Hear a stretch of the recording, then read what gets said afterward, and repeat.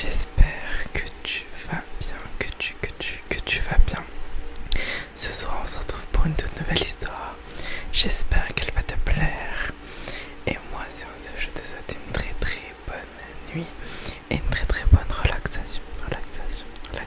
L'histoire que je vais te raconter ce soir s'appelle La cabane aux échos.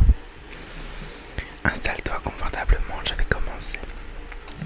Au sommet d'une colline isolée et balayée par le vent, se trouve une petite cabane en bois, que peu de gens osent approcher.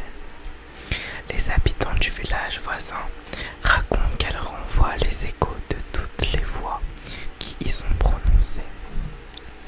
Un mot chuchoté y revient dix fois, une phrase censurée y résonne comme si la colline elle-même voulait parler et partager ses secrets.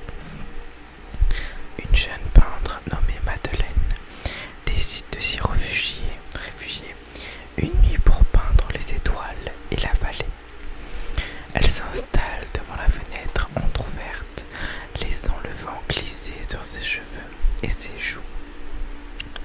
Chaque mouvement de l'air transporte des sons dehors, le froissement des feuilles, le craquement d'une branche, le chant lointain d'un hibou.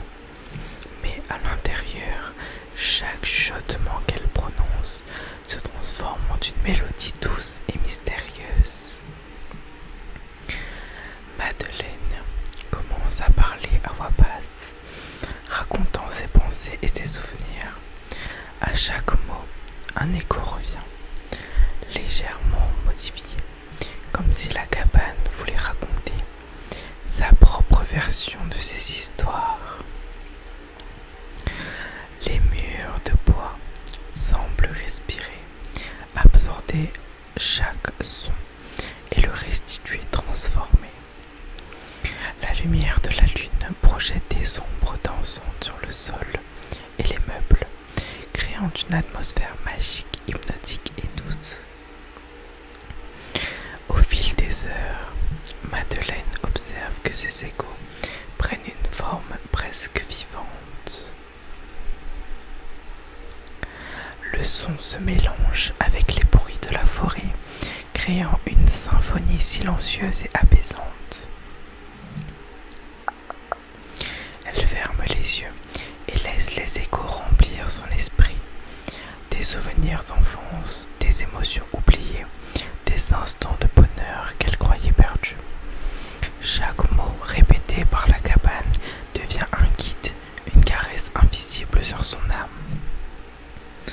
Quand l'aube commence à poindre, la lumière dorée traverse la fenêtre et caresse son visage.